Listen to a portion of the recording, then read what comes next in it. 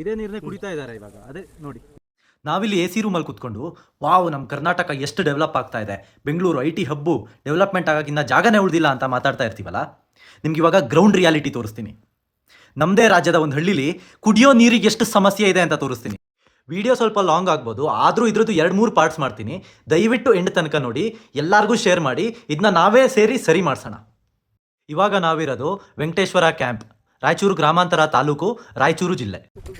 ಇದು ಇವ್ರು ಕುಡಿಯೋ ನೀರಿನ ಕೆರೆ. ಈ ಕುಡಿಯೋ ನೀರಿನ ಕೆರೆಗೆ ಯಾವ ಥರದ ನೀರೆಲ್ಲ ಬಂದು ಸೇರ್ಕೊಳ್ಳುತ್ತೆ, ಏನೇನು ಬಂದು ಸೇರ್ಕೊಳ್ಳುತ್ತೆ ಅಂತ ತೋರಿಸ್ತೀನಿ ನೋಡಿ ಇವಾಗ. ಇಲ್ಲಿ ನೋಡಿ, ಇದು ಮನೆದೆಲ್ಲ ಡ್ರೈನೇಜ್ ಸಿಸ್ಟಮು. ಇದು ಕುಡಿಯೋ ನೀರು ಮತ್ತು ಇರಿಗೇಷನ್ ಸಿಸ್ಟಮು. ಇಲ್ಲಿಂದ ಮನೆದು ವೇಸ್ಟ್ ಎಲ್ಲ ಬರೋದು ಸೇರೋದು ಇಲ್ಲಿಗೆ. ಇಂಡಸ್ ವ್ಯಾಲಿ ಸಿವಿಲೈಸೇಷನ್ ಅಲ್ಲಿ ಇದಕ್ಕಿಂತ ಚೆನ್ನಾಗಿತ್ತು ಸಿಸ್ಟಮ್ಗಳು. 2026ರಲ್ಲಿ ಇದೀವಿ ನಾವು, 21ನೇ ಶತಮಾನ. ಈ ನೀರು ಕುಡಿಯೋದ್ರಿಂದ ಜನಕ್ಕೆ ಏನಾದರೂ ಸಮಸ್ಯೆ ಆಗ್ತಾ ಇದೆಯಾ?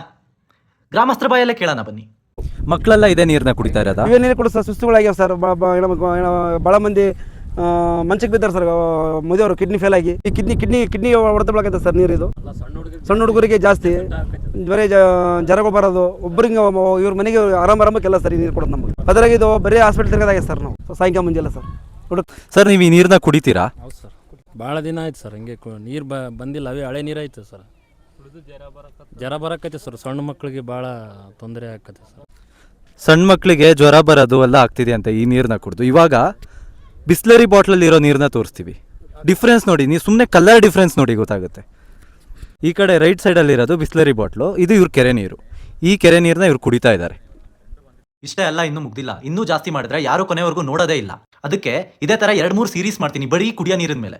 ಅದಾದ್ಮೇಲೆ ಎಲೆಕ್ಟ್ರಿಕ್ ಲೈನ್ ಸಮಸ್ಯೆ ಇದೆ, ರೋಡಿನ ಸಮಸ್ಯೆ ಇದೆ, ಇರಿಗೇಷನ್ ಸಮಸ್ಯೆ ಇದೆ. ಇದೆಲ್ಲದನ್ನು ಬೇರೆ ಬೇರೆ ಪಾರ್ಟ್ ಮಾಡ್ತೀನಿ. ಮತ್ತೆ ಎಲ್ಲ ವಿಲೇಜರ್ಸ್ಗೂ ಇಂಟರ್ವ್ಯೂ ಮಾಡಿದ್ದೀನಿ, ಅವ್ರ ಮಾತನ್ನು ಕೂಡ ಕೇಳಿಸ್ತೀನಿ. ಎಲ್ಲರಿಗೂ ಶೇರ್ ಮಾಡಿ, ಮತ್ತೆ ಎಲ್ಲ ಅಫಿಷಿಯಲ್ಸ್ಗೂ ತಲುಪೋ ಥರ ಮಾಡಿ. ಫಾಲೋನು ಮಾಡ್ಕೊಳ್ಳಿ, ಬೇರೆ ಬೇರೆ ವಿಡಿಯೋಸ್ ಬರ್ತಾ ಇರುತ್ತೆ. Thank you.